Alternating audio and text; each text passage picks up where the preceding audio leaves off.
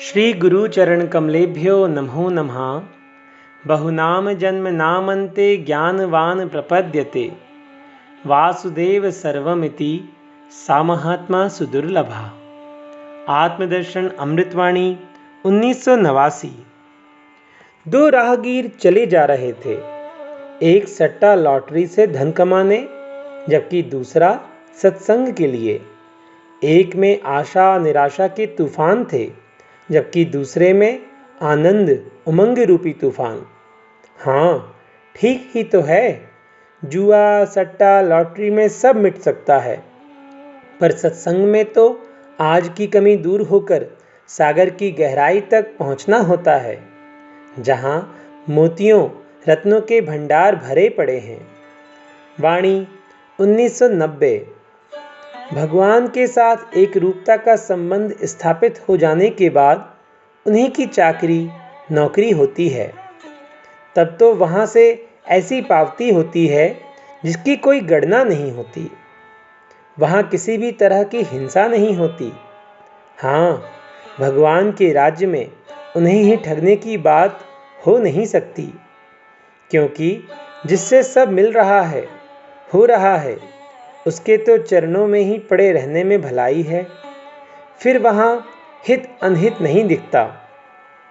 यह निर्णय का भार उन्हीं पर हो जाता है।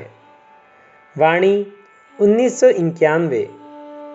आज जो होना है वह हो जाए, कल का क्या ठिकाना। तो उसी कारोबार को परमात्मा के चरणों में डालकर उन्हीं के हो जाएं। फिर देखें हम भी उनके कारोबार को। उससे सब अच्छा ही अच्छा होगा। जहाँ अपनी नहीं चलती, वहाँ परमात्मा की चलती है।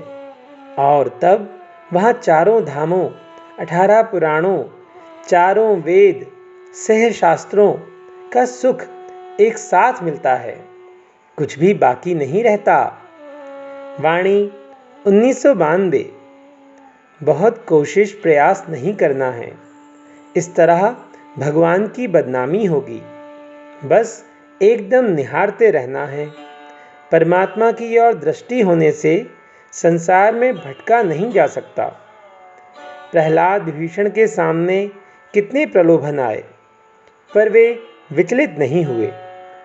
ठीक ही है, जिसका ध्यान मन परमात्मा की ओर है, उसे संसार नहीं दिखता, सूझता।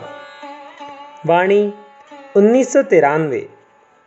जो परमात्मा रूपी मर्यादा की दीवार का उल्लंघन करता है, वह तो बेसहारा नौका की तरह हो जाता है, जिसका ना कोई खेवनहार है, ना किनारे का पता। अब अपार सागर से कौन पार उतारे, कैसे पार उतारे। इंसान जानबूझकर सागर की भयावह लहरों की लपेट में फंस जाता है, पर भगवान ने तो शबरी, गीध, सदन कसाई, निषाद राज को भी संसार सागर की महानता से उबारकर पार लगाया। वाणी 1994। जो परमात्मा की इच्छा के अनुकूल बहता है, वह तो किनारे लग ही जाता है, पर अपनी मर्जी से चलने वाला तो हाथ पैर मारेगा ही। उसकी तो मुश्किल हो जाती है। अरे राम राम भजो, बेड़ा पार होगा। चिंता की अब कोई बात नहीं। अब होश में आओ। केवल परमात्मा का ध्यान कोई साधन नहीं, सामान नहीं, प्रयास नहीं। वह जानता है तुम्हें, पर तुम नहीं जानते उसे। यही संशय का कारण है, भटकने का कारण है। वाणी 1995। यदि मन में संशय है तो संतों का साथ ले लो। यदि कुछ करने की अभिलाषा शेष है तो दीनहीनों की शरण ले ली जाए। हाँ, उन्हीं की शरण में भगवान भी हैं। वे ही हैं। वहाँ भी उनकी अनुभूति होती है, और वहीं से हमारा उद्धार परमार्थ सिद्ध होगा। वाणी 2004। एक राजा की सेवा करते करते जरा सी भूल होने पर वह प्राण दंड दे सकता है। हमारे सारे अधिकार छीन सकता है, देश निकाला कर सकता है, पर भगवान के यहाँ पहुँचने पर भूल हो नहीं सकती, सजा मिल नहीं सकती।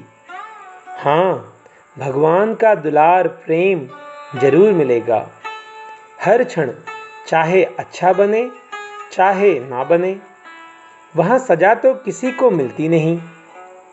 वाणी 1996। अब हमारी बारी है।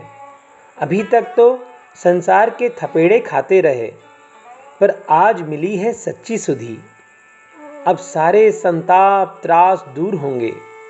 जिन्होंने कुछ पाया है उन्हीं की शरण में, देख रेख में हमारा भी उद्धार होगा, वरना तो सब जा ही रहा है। आज नास्तिक से आस्तिक बनने का सौभाग्य प्राप्त हुआ है। अब तो 84 लाख जन्मों का चक्र बहुत सीमित हो गया। फिर यह चक्र बना भी रहे, चलता ही रहे, पर हरिजन की प्रीति ना छूटे, ऐसी अर्ज है। वाणी 1997। आध्यात्म में तो अधिक से अधिक सहने की ही महिमा है। एक के बाद एक दर्द सहते हुए इंसान बड़े से बड़े दर्द को सहकर आगे बहुत बड़े दुख को सहने की सामर्थ्य वाला हो जाता है। इसी तरह दूसरों के द्वारा दिए हुए कष्ट से जो विचलित नहीं होता है, वह अध्यात्म में भगवान की कृपा प्राप्त करने में सक्षम हो जाता है। वाणी 1998। अपराध किसी का हो और दर्द हमें सहना पड़े, ऐसा तो होता नहीं, पर प्रत्यक्ष में कहीं कहीं ऐसा समझ में आता है कि भगवान बड़े निष्ठुर हैं। पर ऐसा होता नहीं, हो सकता नहीं। इस जन्म का नहीं तो पूर्व जन्म का सही। जैसे भीष्म जी का बाणों की सैया पर लेटा रहना, जयदेव जी के हाथ काटे जाना, आदि आदि। श्री गुरु चरण कमलेभ्यो नमो नमः। सभी को दंडवत प्रणाम।